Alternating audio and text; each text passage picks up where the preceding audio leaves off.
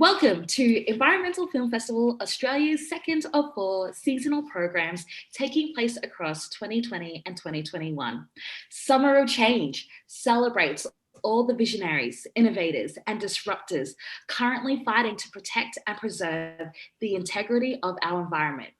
My name is Tishiko King, everyone calls me Tish, and I'm a proud Torres Strait Islander woman with strong connections to Musig and Badu Islands. I would like to acknowledge country, knowing that we're all tuning in from different places. Where I am, I would like to acknowledge the Wurundjeri people and surrounding clans of the Kulin Nation. I would like to pay my respects to the elders past, present, and emerging, and acknowledge that sovereignty was never ceded. I would also like to acknowledge every Aboriginal and Torres Strait Islander person, people that identify as Indigenous, and people of colour that are watching. I would also like to extend my deepest respects to the Inuit and stand in solidarity with you all. I'm a marine biologist and the community organiser at SEED Indigenous Youth Climate Network, often referred to as SEED Mob. And we have been building a movement of young Aboriginal and Torres Strait Islander people to protect their land, rivers, and oceans from the causes and impacts of climate change. Today's conversation will explore the human impacts at an individual and community scale. We will get an insight into the environmental impacts and how this or is affecting the Arctic ecosystems, and learn about Inuit, Indigenous to the land, and hear lived experiences of strength and resilience, fighting to survive colonisation and continuing to survive as Indigenous people. So, if you haven't yet seen the film, pause me, head to effa.org.au, hit the programs button, hit that last ice film, directed by Scott Resler and executive produced by Dr. Enric Sala, National Geographic's Explorer in Residence and founder of National Geographic's Pristine Seas. The Last Sea tells the story of Inuit communities fighting to protect the rapidly disappearing Arctic that has been their home for centuries. Today, we have some incredible and amazing special people with us who are tuning in all the way across the Pacific Ocean. As mentioned before, Scott Resler, he is with us today, the amazing director of The Last Ice, who isn't a stranger to environmental stories and causes. And I don't know any of you out there who have seen that amazing environmental film or seen those amazing images where you've just gone, wow, that's amazing. I feel like Scott's one of those people, because if you've seen The Last Ice, those shots were just amazing. So welcome, Scott. If you can, jump off me, come in for a red hot minute and tell us a little bit about yourself and why you are so passionate about sustaining our environment. Oh, thank you, Tish, for having me and all of us, and thank you to the audience. And my background with National Geographic, I've been making ocean conservation films for the past 8 years now with Pristine Seas. And we go all around the world and document some of the last wild places in the ocean. And we create scientific reports and films and then try to have protected areas created. It's really rewarding work, and it's been a really nice model. But about 5 years ago, our boss, Enric Sala, the founder of the program, he turned his eye toward the Arctic. And we all decided this needs to be something bigger. This needs to be a feature-length film. This is a much more complex story. There's a lot of players in the arena, and obviously a lot of people have a lot of preconceived notions about the Arctic and what's going on there and what the problems are and what the solutions might be. We went up intending to make the traditional sort of National Geographic sad polar bear film with the ice melting and, a lot of science infused, which is all very important. But of course, as we all know, it's a very small part of the story. And we quickly realized quite humbly that, the true story of both the resilience to climate change and the solutions and the future and the direct sort of impacts is all with Inuit. And so that's sort of the evolution of how we got to making The Last Ice. Incredible, which is probably a really good segue into introducing our next amazing person, Maatalii. You have been recognized locally and internationally for your work as a youth advocate, not just in the climate space, but an advocate for social issues like, occupational uncertainty, high suicide rates. I mean, the list of achievements is endless, but let me welcome you. And if you can just share a little bit about yourself and why it's important to advocate for the Inuit. Thank you so much, Tish, for your warm welcome, as well as the important acknowledgement of the Indigenous peoples of the land in which you live. It is my dream and hope one day to travel across the ocean and spend some time with my brothers and sisters of your land. And I'd like to also acknowledge your important work with the Seed Mob and say that we have so much in common despite how far we are from one another, because what we essentially would like to do as Inuit is continue to live safely in our homeland, reflective of who we are as an Indigenous peoples, enriched in our culture and our language. And it is my dream that we'll be able to live in a modern way, but similar to how our people lived the day before we became colonized. Those same levels of self-determination, those same levels of language abilities, speaking, and so on, as well as those same important, having our traditional knowledge passed on from generation to generation. And so I know the nation states that colonized our peoples learned from each other, but I'd just like to say we are still here. We still have so much work to do, but ultimately we want to continue to celebrate being Indigenous now and into the future. And so that's where my inspiration draws from in terms of the advocacy work that I've had the great honor and privilege to do. And of course, being involved in The Last Ice has been also an amazing adventure under the great leadership and direction of Scott Resler.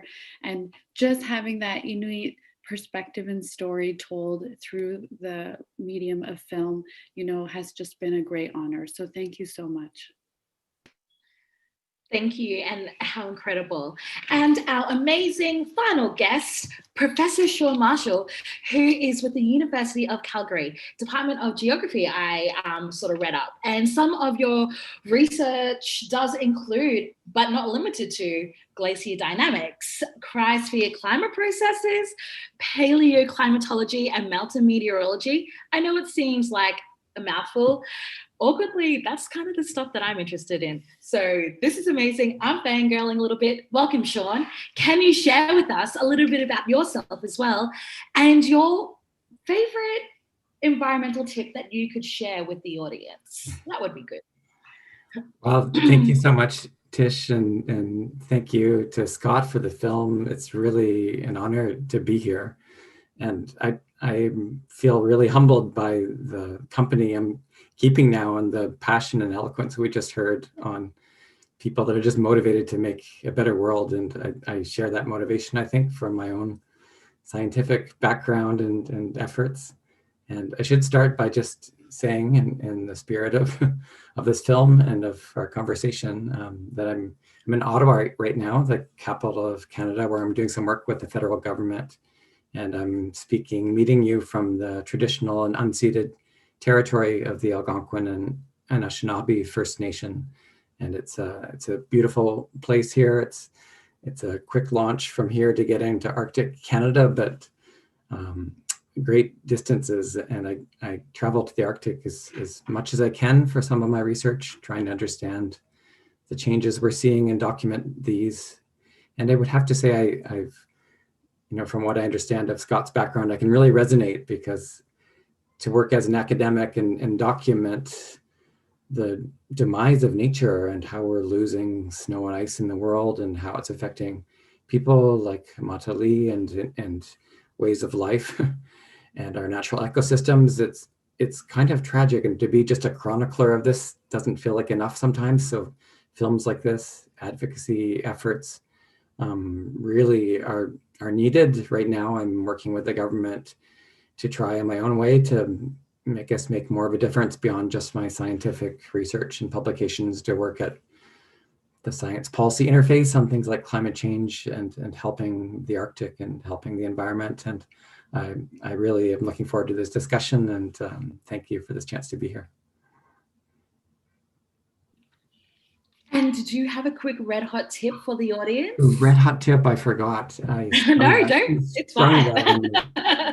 You know, to me, it's actually a matter of just, for most of us, getting out there, being there. And when I go to the Arctic, I feel so wonderfully small because you're in the middle of this vast landscape. It can be the same feeling at a glacier in the Rockies. And I think it was Mark Twain that wrote, one who keeps company with glaciers comes to feel tolerably insignificant by and by. And that's just the right feeling, I think, to approach the world with some humility and some connection to it, to feel like I'm really small, but that's the way it should be, and that this is special and amazing, and we need to do what we can to protect this. Amazing, thank you. And I think a lot of people would, like, everyone would take that on. That's amazing. Just really, you know, respecting the space around you. That's so amazing.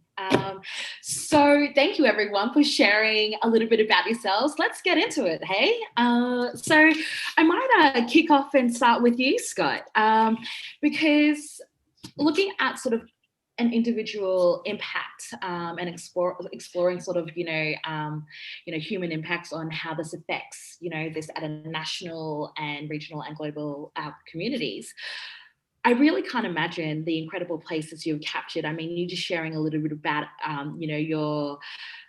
your experiences with Nat Geo and where it's sort of taken you. But you mentioned just in your introduction that you sort of went up to the Arctic for something specific, but it sort of all shifted. And I guess, one of my main questions is what really inspired you to make this film. But I guess those experiences of you going up into the Arctic and sort of seeing the other challenges, is that sort of something you really wanted to highlight and shift the themes and issues raised in the film? Yeah, I think the part of that process was we just wanted to tell the most complete and full picture story of the Arctic that could be out there. Because obviously there's a lot of documentaries dealing with specifically with the environment or specifically with specific scientific impacts and things like that. And we wanted to take a step back and see, how do all these things intersect? The history, the colonization, the politics, the money, the science, everything that's going on. And I think that the further you step out of sort of time and place, it becomes very obvious that the causes of these problems are coming from countries that are disproportionately not experiencing the effects of it. And the people who are suffering the worst from a lot of these, man-made climate change created issues are the ones who have been living sustainably with the environment for centuries and millennia. And so, I mean, it's really, if I'm trying to sort of lead the audience to a sort of idea by the end of this film, it's really that we should be listening to the people who have not destroyed their environment, the people who are still living sustainably with their environment, the people who still respect their environment, and as Shawn said, the people who still feel humbled and small in their environment, rather than looking out across it and thinking, how can I conquer this, or how can I turn this into who knows what, a shopping mall or whatever.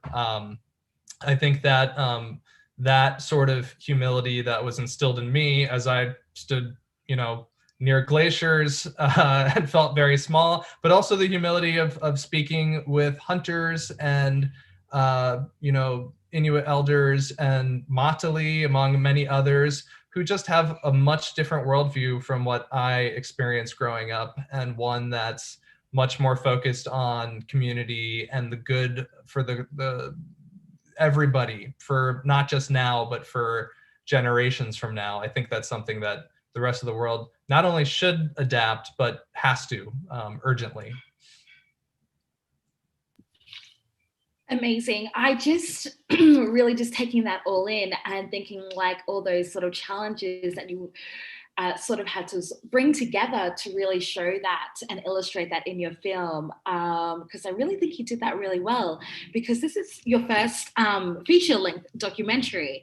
And I guess what I saw in this film was that you really explored, I guess, colonization with Inuit people and the effects of that. And it's one of the few environmental films that I've actually seen that and showed those intersectionalities. And it's like, that's what really made me go, wow, this is incredible. But was this something was it your own experiences that sort of chose you to focus a bit on those social and cultural experiences, and how the Arctic ice melting would affect that population? Well, I've always had sort of a strong radar for any injustice, and it's one of the things that brought me to documentary film in the first place. I think a lot of good documentaries fall into that sort of theme of injustice and speaking truth to power. But for me, it was really, trying to adopt the mantra early on in this film of just listen. I'm not there to tell people what I'm going to do. I'm there to listen and learn and sort of take it all in, and then go film a bit, come back, digest it a little bit, go film some more, meet some more people, and just try to really be sort of just open to wherever this story was going to take us. Now, that was also in big part thanks to Enrique Sala, the executive producer, who was very, very open to say, just see where the story leads. There was never this has to be this type of story, or it has to be that type of story, which is one of the reasons it was a 4 or 5 year production schedule. Now, one of the advantages we had, though, was that I think that Inuit, especially today, are so open and knowledgeable about their history. And speaking with Maatalii and others, you can be educated very quickly on the history of colonialism and the lines that are drawn from, just the past century to today, and how all these things are connected and how they connect to climate change. And then again, how they connect now as the ice is melting to corporations and development projects and people rushing in, often with the same sort of promises of a better life, but also, again, with an outside motivation. There's an outside profit motive. And of course, when the resources are extracted, there's a very good chance that these people will once again leave the area, and Inuit will be dealing with the consequences. So I was trying to sort of draw a thread between all those different themes and angles, and just highlight the history of injustice and then the potential for injustice that exists right now that everyone should be very keenly aware of. Wow, you nailed it, crushed it. Like, I think you really did put all of those angles together. This is a bit of a personal question, but how was your experience being with Inuit? Did this just really change your perspective of how, I guess, Indigenous peoples and cultures? Because what a privilege to be invited into their community, their homes, their culture, their traditions. And I mean, if you can share just a little bit about your experiences, I think will illustrate to people more about, I guess, highlighting these issues towards like First Nations people across the world, and still the injustices that they still have to fight today in the year of 2021. But please, if you don't feel like answering, that's totally fine. No, absolutely. I think that for me, obviously everyone I met, I had a personal relationship with, and obviously everyone brought their own personalities and backgrounds and different customs and different communities. From one community to the next, it would be an entirely different experience. But I think that for me, as a documentary filmmaker and just personally, I think we're constantly fighting these preconceived notions that people have. And I think that there's a long history of portraying Inuit and Indigenous people around the world as either magical on one end of the spectrum, or tragically, historically as savage would be the word that's been used before, which is really both ends don't represent reality. They represent filters that people are looking at places through and people through, and shortcuts to making assumptions about who people are and what they want and what they're doing and why their customs are the way they are. And of course, we know that most of the world historically, up until this point, everything's been viewed through the eyes of the colonizer. And so people who have gone to the Arctic to study, people and ethnographers who have gone around the world, of course, they're not really studying how people are, they're studying how people are through the lenses of how they are. It doesn't really tell us anything.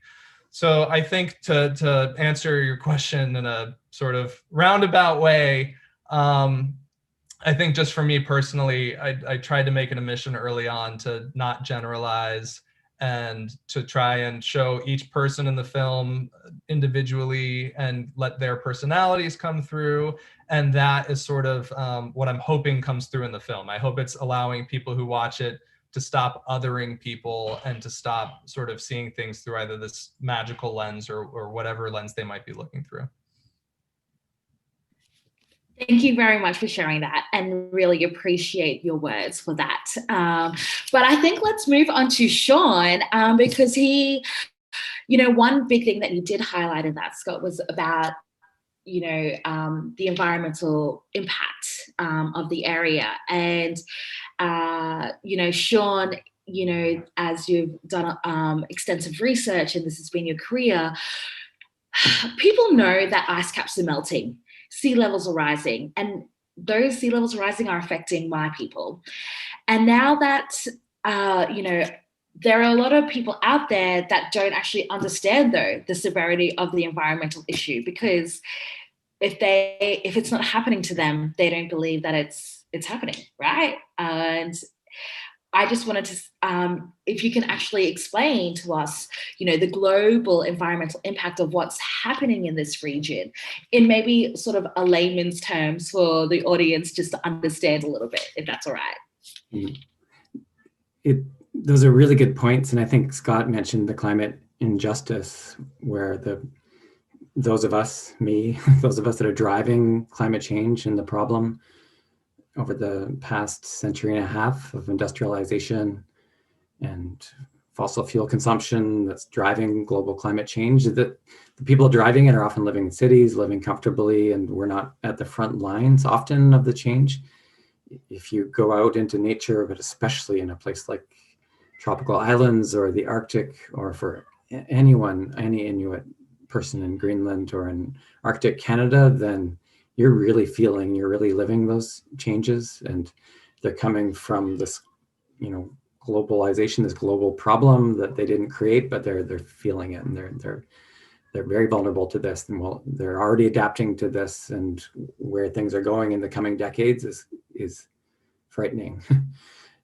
So I think that what's happening is pretty clear now. The changes in a place like the Arctic are really dramatic. So there's something called Arctic amplification of climate change, that for every degree Celsius of warming for the whole planet, the Arctic is warming by 2.5, 3 degrees Celsius.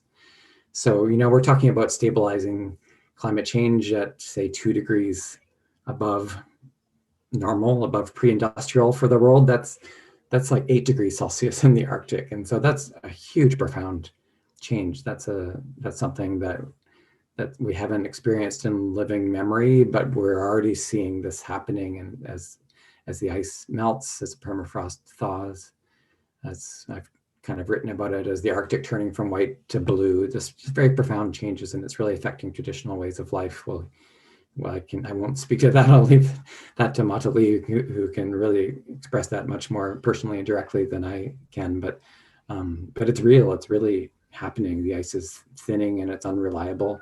This is a huge area. So, for context, when the Arctic ice forms and fills up in the winter, like this time of year, the Arctic ice cover is about twice the area of Australia. So a huge amount of ice that's coming and going every year. But as it goes and melts away in the summer, it's really starting to disappear. Now we're looking at something more like Western Territory for the amount of summer ice that's left, and it's dwindling, and it's affecting the marine ecosystems, the people that live there. So this is a profound and special part of the planet, but it's also a very vulnerable part of the planet because of how the climate dynamics work to take a global signal and really amplify it in the Arctic. And this leaks out into the rest of the planet with sea level rise, like you've said, and with changes to the weather systems. But for me, I feel more like more worried. I lose more sleep and feel more, I guess, motivated and concerned by what's happening in the Arctic itself. Incredible. And you even just mentioned before about how there'll be shifts in sort of the ecosystems. And a lot of people don't think that, like, a lot of animals don't really live in the Arctic, but what would that actually mean, as we're seeing these shifts of, the ice caps just melting, and I can't believe how much, what does that mean for marine, species, tundra biomes? If you can just share a little bit about that.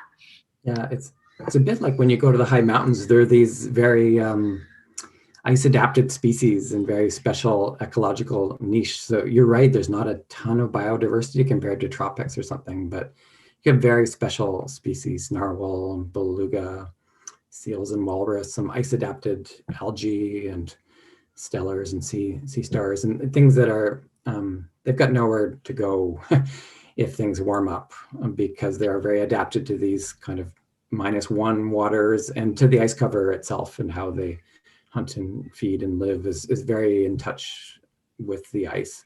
So that sometimes they're called pagophilic species that just need and live off and are adapted to the ice. And also they're getting competition as things move in from lower latitudes, trying to look for some cooler environments. I think I was going to say, have there been them start adapting into those environments and stuff like that? But yeah, we start to see this a bit. Even you've probably heard about this, grizzly starting to mate with polar bears in places. And I mean, I think as you get further north, you run out of geography, and they're going to get crowded there. I don't know if you call it ecological colonialism, but there's definitely going to be some squeeze here. It's so interesting. I like that, ecological colonialism. Not sure that's the right term. And I think really what we need to hear is that, I think the reality is that populations decline of all of these, all of these species. Do you think we're looking like they're so endangered, could be extinct if there isn't, drastic changes? Yeah, I mean, I think there's some evidence that, we see the polar bear as the face of climate change in the Arctic. There's some evidence that polar bear have made it through warm periods before, and so there's probably a little bit of resilience there. But I think there's no question that between competition and the climate change and the loss of the ice, we'll see some extinctions, but probably more of a large scale just readjustment and changes. And change is always hard. We're seeing changes in caribou, and we'll lose some populations of polar bear. So it's more just I guess large scale disruptions, but we'll probably lose some species along the way too. Which is such a shame to hear, especially with just so unique to that area. But this is probably a really good way for, Maatalii, like, Indigenous people across the world have been inherently connected to their lands, rivers, and oceans. What do these environmental impacts mean to you and the Inuit? Thank you for that question. And Shawn, my mouth was beginning to water when you were listing all of the animals that live in our homeland that we coexist with, because that's our food security. That is our main food source, are the animals that thrive and survive in the Arctic. And it has been for thousands and thousands of years.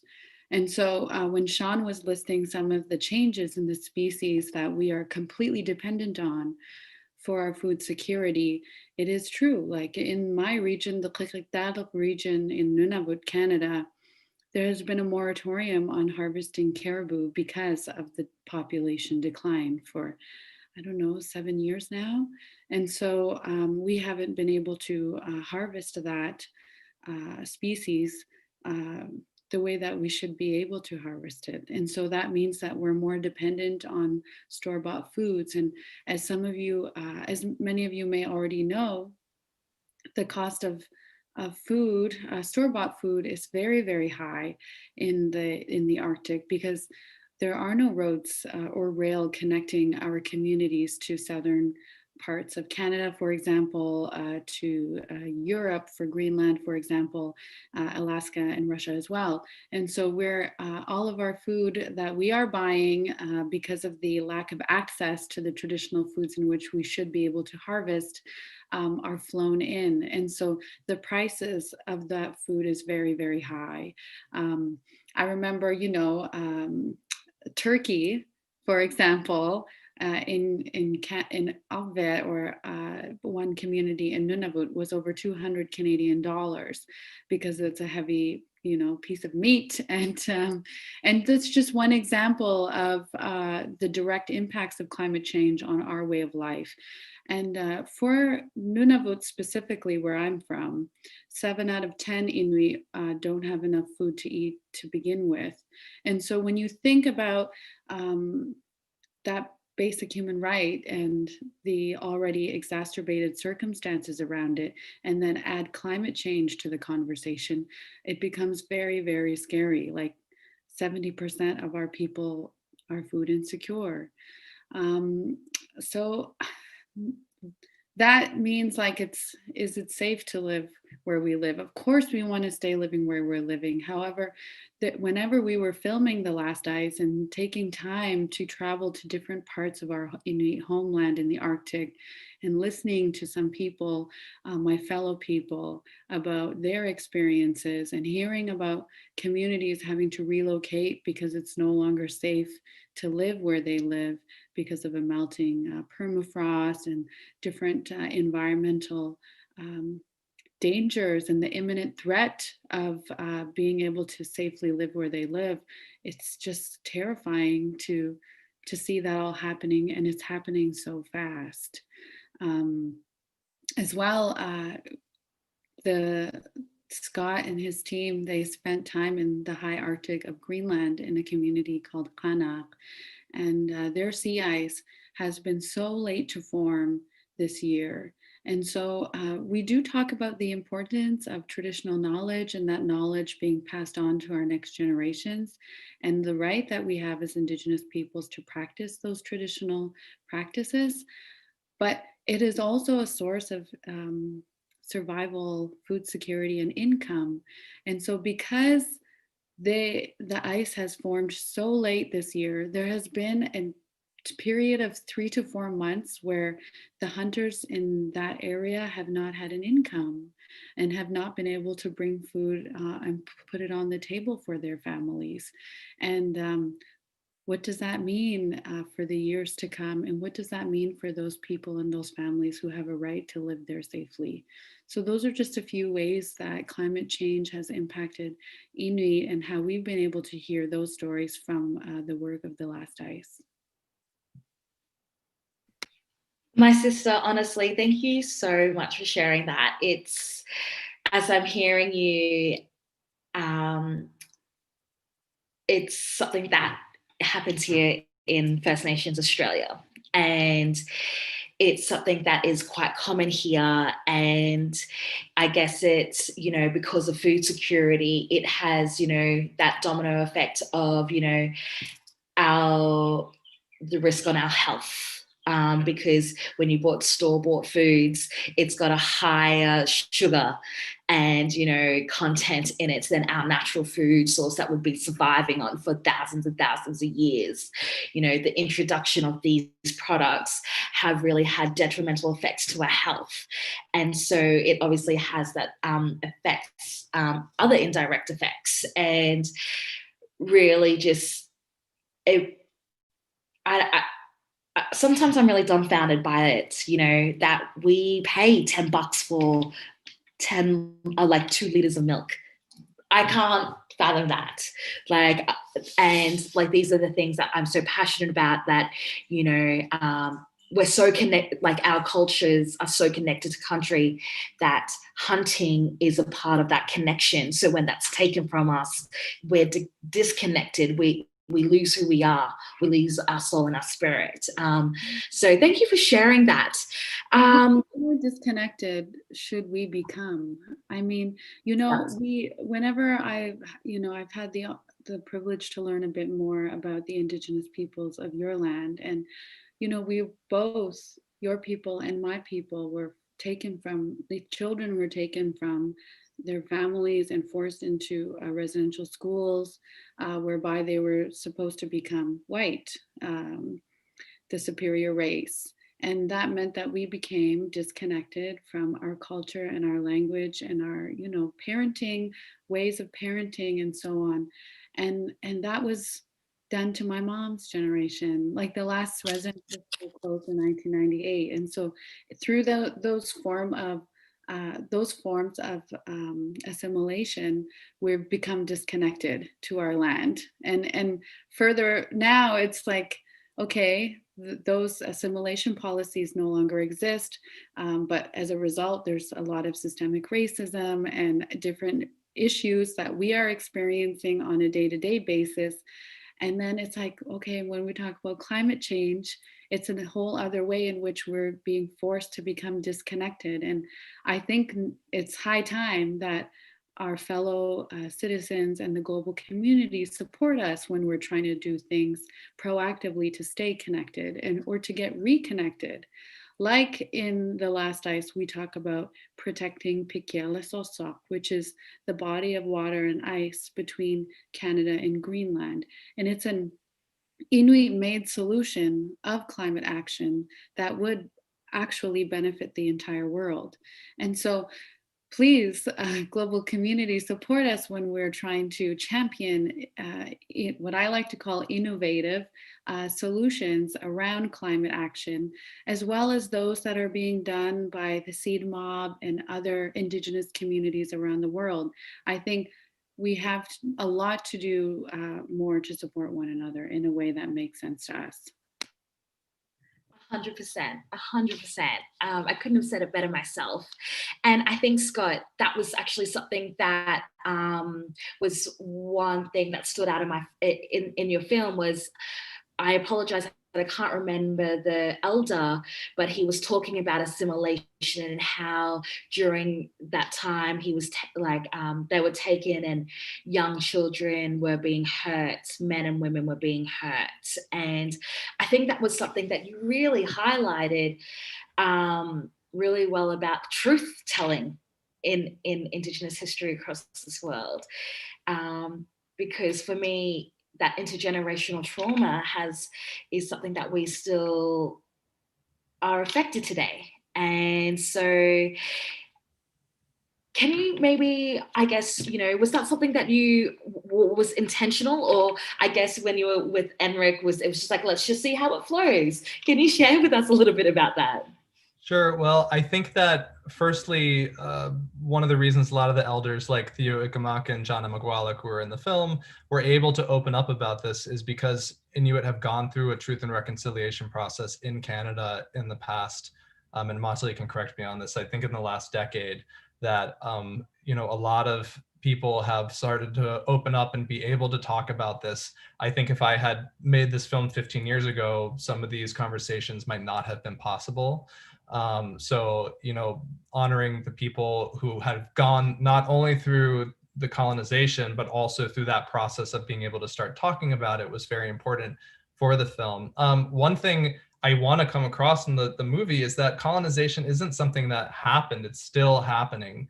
And it's, whether it's ignorance of some of these issues or, a willful turning an eye or saying, well, these things aren't connected. It all leads through to climate change. And as you say, one thing, just personally, going back to your question about my personal experience with some of these things, learning about intergenerational trauma and seeing it and really, not understanding it because I'll never be able to understand it, not having experienced it myself, but being able to see it and know that it's there and be able to hopefully show other people across the world, the effects that some of these decisions that are made behind bureaucracies and corporations and governments in, that seem to someone made sense somewhere, how they manifest themselves, not just in 10 years, but in 100 years. And I think that going back to Shawn's point about, how the Arctic is changing, I think it's not a question of if it's going to change, but it's how it's going to change. I mean, the Arctic's going to look very different in 10, 20, 30, 40 years. And the question is, there's going to be costs and there's going to be benefits to that change, and who's going to benefit from it and who is going to pay the costs. And I think if we do nothing as we've done in the past in terms of the rest of the world really understanding all these issues and their intersections, then Inuit will definitely be paying the cost. But hopefully the tide is turning and more people are being knowledgeable and will hopefully avoid some of the mistakes of the past. I like that the tide is turning. I was like, pun intended. Very much. Shawn, did you want to add anything? I would. I need to. I feel like I want to start by apologizing, honestly and sincerely, to Maatalii, because my ancestors, I'm of British descent, and it's a very shameful period of Canadian history what my ancestors did to your ancestors, Maatalii. So I'm really sorry for this. Shawn, I appreciate the sentiment, but it isn't your responsibility to apologize. The important discussion on colonization is one that is done between equals, and one that is to recognize and the past and really what happened and honor that history. And then I think the way forward is us, hand in hand, demanding justice, demanding change, as well as, working together as equals. So please, the shame is not yours to carry. That shame and guilt is with the generation that came before you.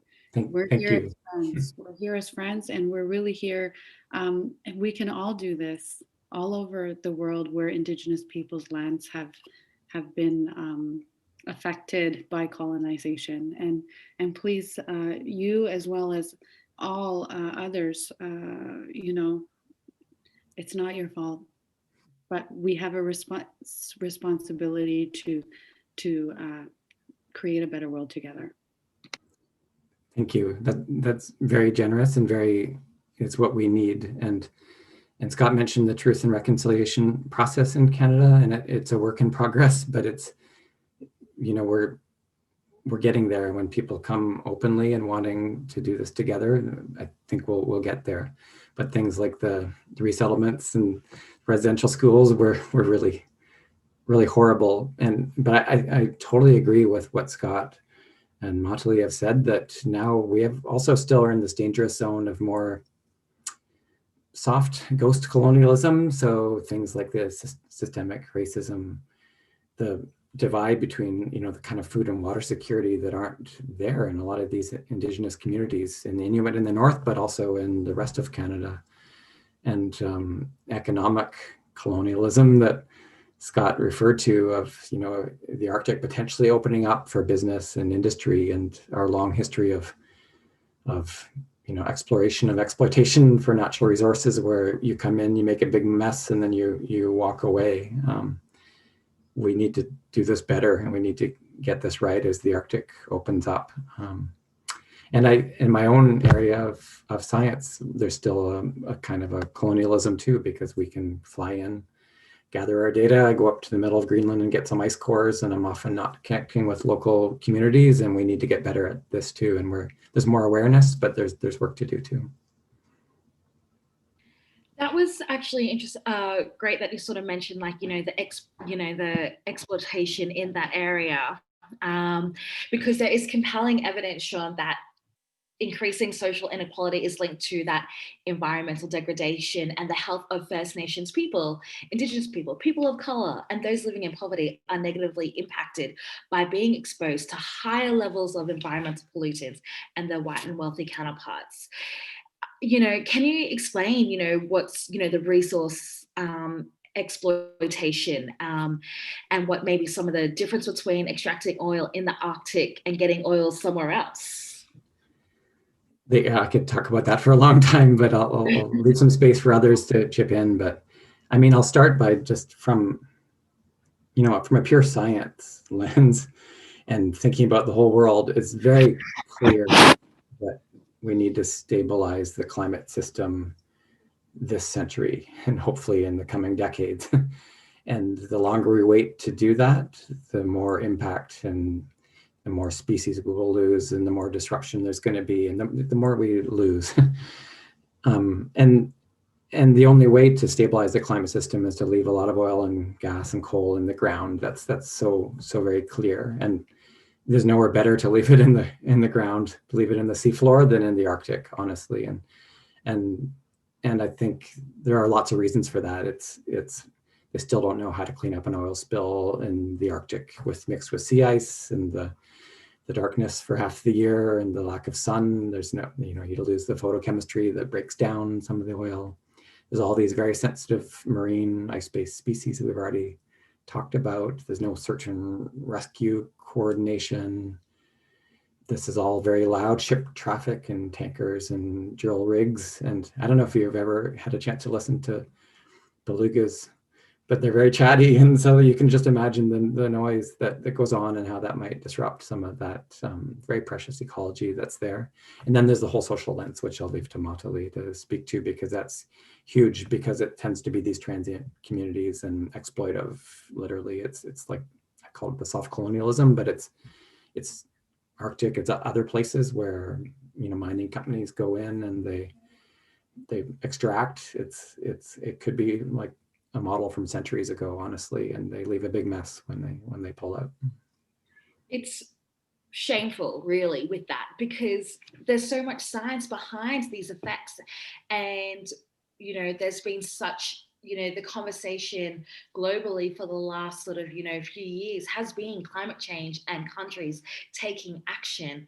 I mean, I just don't understand why they don't see that, and why they're don't understand those like environmental effects. I mean, it's like no one remembers Deepwater Horizon, but I mean, that's something that you sort of did illustrate too, Scott, in your film, and sort of looked at how mapping out sort of these routes into the Arctic, what that could mean for tourism, but really, again, resource exploitation is, was that something, like, did you want to weigh in a little bit about, I guess, why people are starting to move there, why they, trying to bleed the last part of our global, world out? Well, I think that there's a focus on immediate returns for a lot of people. Obviously, if you go into a community that's already disaffected and you can make a lot of promises for quick profit and jobs, you're going to have a really good reception. But, as I was saying before, once those resources are extracted, they're gone. And if there's any mistake that goes on, as Shawn was saying, it's doubly, triply, even more so difficult to clean it up or mitigate it in a place like the Arctic, where a lot of corporations just don't have the infrastructure and don't have the knowledge to be able to clean it up properly. And once the resources are gone and the companies leave, the people who are going to be living with the consequences are Inuit.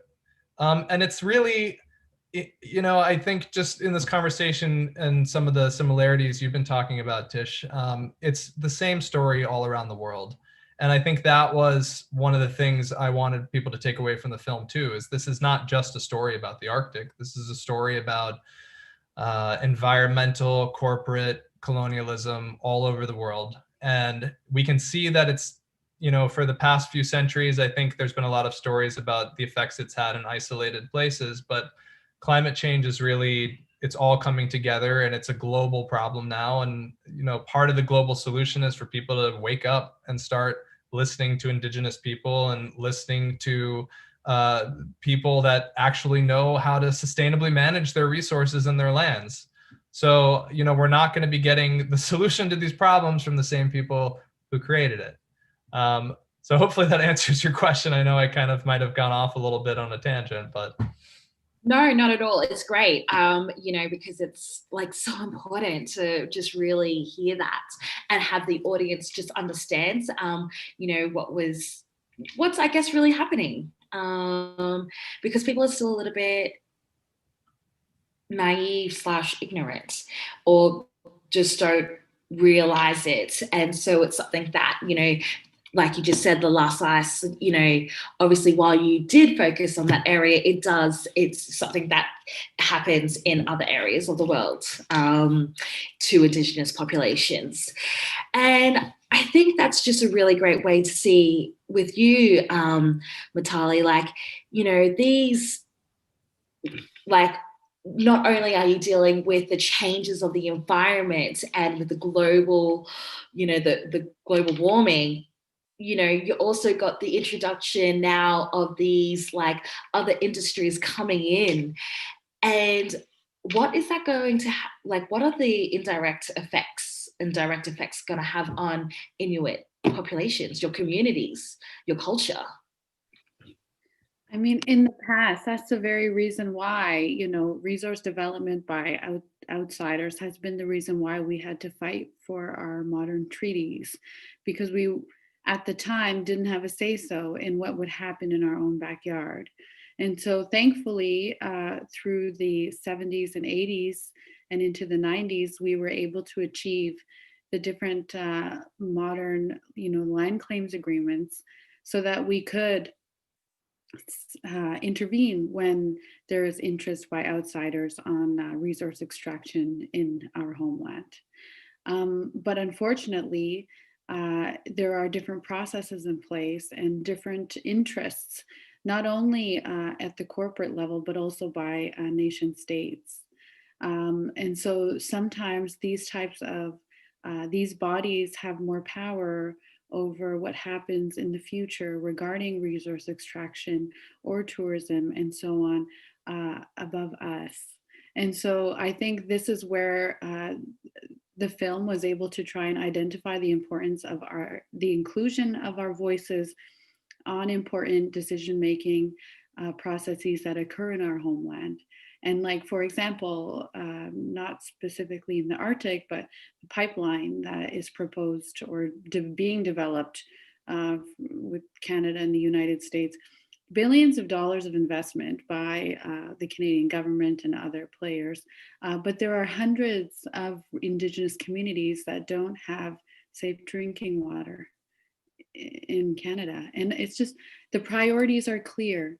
And so I mean, before even any development happens, let's eradicate the social inequities that we Indigenous people are experiencing in these developed countries that we were colonized by and currently live in. So I think before we talk about development, let's talk about, eradicating these social inequities. Yes, I was just like, wow. I want the Australian government to take a leaf out of your book, because I think they need to do something, especially when they've just put $100 million into fracking in our country. So it's just, I guess the disparities of all of this. But, is there anything that any of you would like to just sort of say before we wrap up? I'm going to open it up. And if there's anything a message, a key message, or some informative information you'd like to share with the audience, or something spiritual like your mana, which means in your heart, that you just, like to say to our audience that would make them sort of shift their hearts and minds for a just future for all. Over to all of you. Well, thank you, Tish. I just want to say that I hope that one thing people take away from the film is that, no matter where you live or where you're from, nature and the natural world are not something out there that you do on the weekend. It's all around us, whether you're in the city or out in Nunavut or wherever you might find yourself. And some cultures have known that for a long time and are much better at integrating that into their technology and their daily life. Some of us aren't so good, but the way forward is together. And I think that the future is bright if people do start learning more from Indigenous people and cultures, and make our collective good tied to what's best for everyone 100 years from now. And I'll just add quickly that I think Scott mentioned earlier, Tish, the need to be thinking beyond just our own lives and our own timescale, but of people halfway around the planet that we're connecting to right now, and of people, 50 years from now that we'll never know, and what kind of world are we leaving them. And if we somehow can get better at thinking about sustainability and about the longer term and the legacy we're leaving, then this is so important, because the short-term thinking is really going to create problems for those future generations, just like it's creating problems for people that we don't know halfway around the world. And it's not ethical. It's not okay. And I think of this cartoon I saw earlier this year, some meteorite crashing into the planet, threatening to destroy the planet, and people yelling, "Oh no, the economy!" Like when when you really step back, which we all need to do, and which this film helps us to do, there are a lot more important things, like people's health and well-being, and the health and well-being of the planet, and for us to leave behind a better planet. And so this is an awesome festival. It's an awesome film, and I've been really honored to meet the three of you today. Thank you.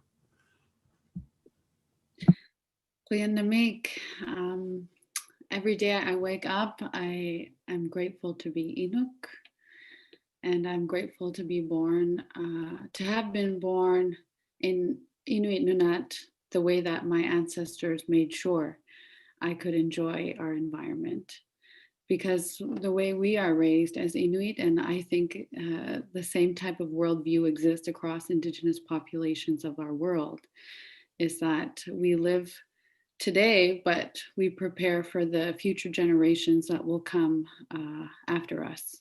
So each form of advocacy that we do is to ensure and protect the future generations to follow. Each action that we do in climate action is to prepare the world for the future generations to be able to safely enjoy. And that Inuit that Inuit way of knowing and being has been something that I feel so blessed to be a part of, and hope that our way of life transcends to each of you when you watch the film The Last Ice.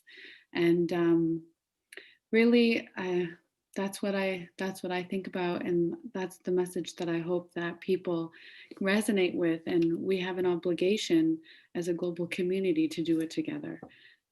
So those would just be some thoughts that I end with. Thank you. You three are amazing. Thank you to all three of you. Now it is time, and I'm so sad to be leaving you all, but I think that's something that we really need to take on now, and we have that inherent responsibility to really change the way we occupy this planet. Now, climate change on its own seems like a high, insurmountable problem by itself. Factor in colonial systems that have oppressed Indigenous people and practicing their culture, the increase of shipping routes in the Arctic waters, and exploration of minerals, the problem becomes even bigger. But let's do, what are some call to actions and some further support that we can really help, projects like these, films like these, organizations that we are a part of. Maatalii, for Inuit, is there anything for our audience or for the EFFA community, if there is any way that they'd like to help and support more? Yeah, thank you so much for asking, Tish. I think it's important that our Inuit governance, forms of governance and advocacy is understood and followed. I would say to follow our highest form of international governance called the Inuit Circumpolar Council and the important work that's being done at that level. Because as you all may be aware, Inuit are from Russia, from Alaska, and the United States, and in Canada and in Greenland, and we all work together as a collective from the top of the world, highlighting the important work that needs to be done. And actually, it is the Inuit Circumpolar Council, known as the ICC for short, that is championing Pikialasosok, the protection of the body of water and ice between Canada and Greenland. So thank you so much for asking. No, you are very welcome, or what we can do to help support our brothers and sisters across the ocean. For those who'd like to support SeedMob, head to seedmob.org.au for, latest details of what we're doing with fracking in the NT and our action against the Australian government with the United Nations for sea levels rising with the Torres Strait people, my people. And if you'd like to support Environmental Film Festival Australia for the incredible films and programs that they're putting on, head to their website, effa.org.au. Now, I guess this is it. We're leaving us. Thank you so much. I can't believe the time is up. But to everyone out there in the audience, we are now facing a time what political scholar Michael Clark calls a race for what's left. And in order for us to survive and protect, change needs to be on a much bigger scale. We need to be standing in solidarity with First Nations and Indigenous people, with them leading, with them being at the front lines of these causes, and by supporting them lead that way.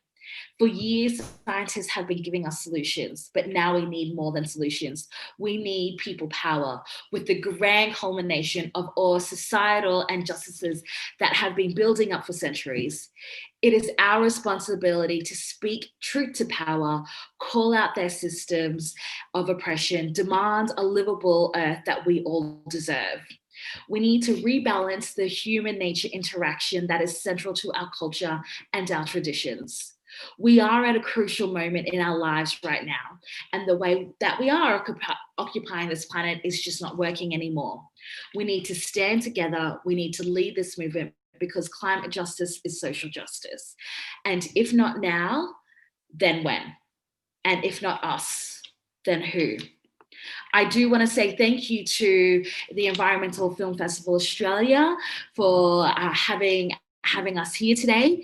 Thank you to the Canadian High Commissioner for sponsoring the last ICE for the EFFA event and for being an event partner for Summer of Change. Thank you to National Geographic, Scott, Shawn, and Maatalii. You are all incredible humans, and I'm so privileged and honored that I got to be with you.